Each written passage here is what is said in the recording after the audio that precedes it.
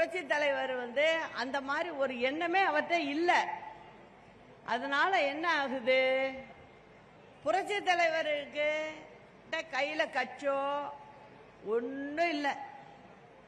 அப்ப என்ன சொல்றாரு, அனகாபுத்தூர் ராமலிங்கம்னு ஒருத்தர், அவர் தலைவர் மேல ரொம்ப பாசம் உள்ளவர். அவர் ஒரு கட்சியை ரிஜிஸ்டர் பண்ணி வச்சிருக்காரு. அவர் என்ன பண்றாரு, தலைவர்கிட்ட அதை கொண்டாந்து கொடுத்து நீங்க இந்த கட்சியை எடுத்து நடத்துங்கிறார்.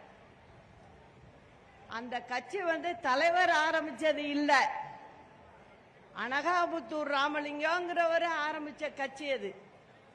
அதுக்கப்புறம் தலைவர் எடுத்து அதை நடத்துறார். முதல்ல திண்டுக்கல் தேர்தல் வருது நாடாளுமன்றத்துக்கு. அதுல மாயாத்தேவரை நிறுத்தி முத அப்போ ரெட்டை இலை சின்னம், சுயேட்சை சின்னம், அதை எடுத்து நின்று வெற்றி பெறாங்க. முதல் வெற்றி. அதுக்கப்புறம் தலைவர் சட்டமன்ற தேர்தல் இதெல்லாம் நின்று வெற்றி பெற்று 3 முறை தலைவர் ஆட்சி பண்றாரு. அதுல ஒரு முறை பாத்தீங்கன்னா உடம்பு சரியில்லாம அமெரிக்கால இருந்தாரு. அப்ப எல்லாம் அம்மாவை அரசியலுக்கு கொண்டு வந்துட்டாரு. அம்மா கொள்கை பரப்பு செயலாளரா இருக்காங்க.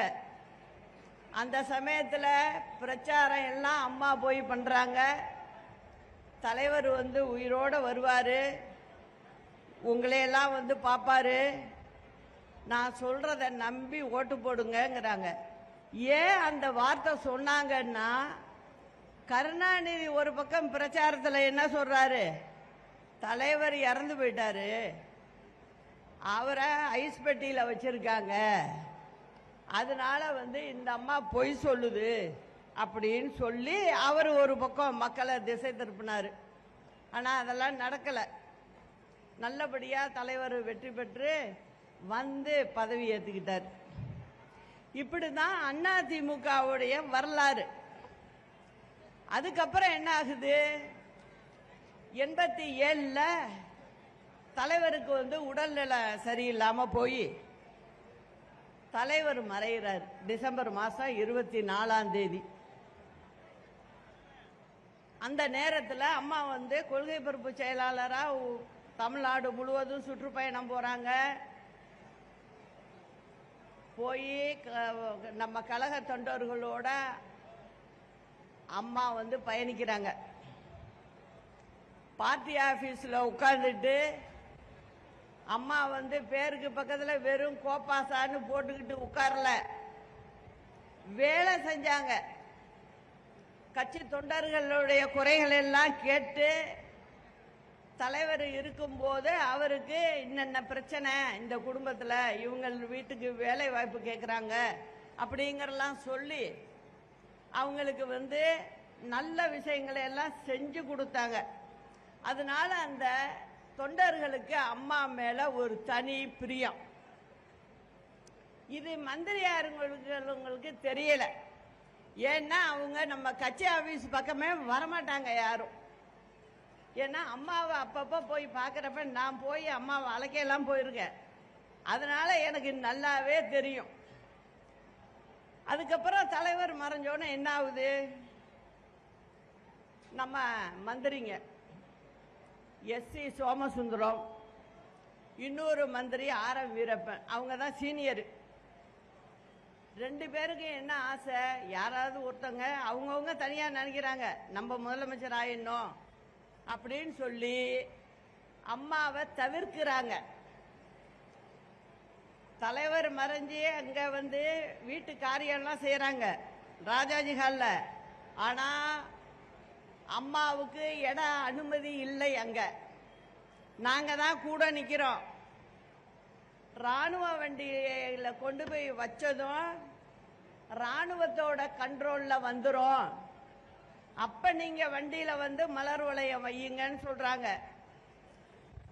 அதே மாதிரி தான் நாங்க அதுக்கப்புறம் தான் போய் தலைவருக்கு அம்மா வைக்கிறாங்க.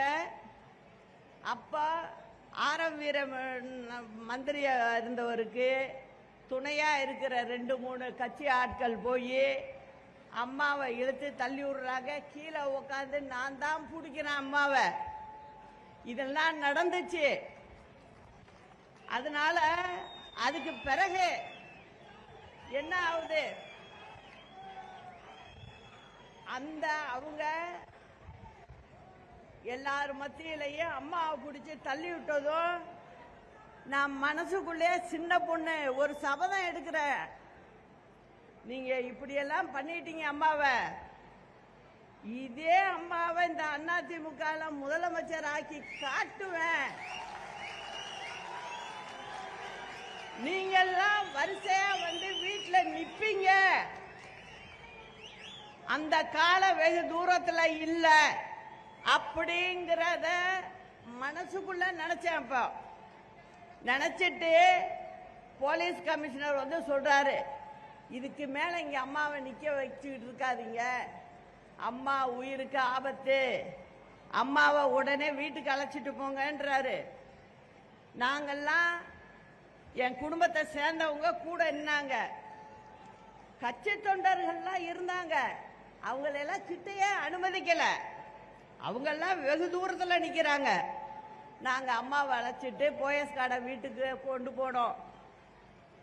அதுக்கப்புறம் அம்மா சொன்னாங்க, இது வேண்டாம், இந்த அரசியல் எனக்கு வேண்டாம், இவங்கெல்லாம் வந்து என்னை கேவலப்படுத்துறாங்க, நான் தலைவர் வந்து உடல்நிலை சரியில்லை, நீ கூட வந்து உதவியாருன்னு சொன்னாரு, அதுக்காக தான் நான் வந்து இருந்தேன், அதனால இது வேணான்ட்டாங்க.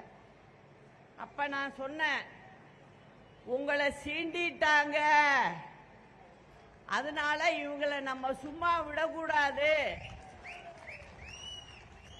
ஒரு முறை நாள் நம்ம வந்து காட்டணும் அப்படின்னு சொல்லி புடிவாதம் பண்ணி இருக்க வச்சு, அதுக்கப்புறம் அம்மா வந்து தேர்தல் காலத்துக்கு வராங்க. அப்ப நம்ம கட்சி இப்ப இருக்கிற மாதிரிதான் ரெண்டா பிரியுது, பிரிஞ்சு சேவல் புறா தனித்தனியா நின்னோம்.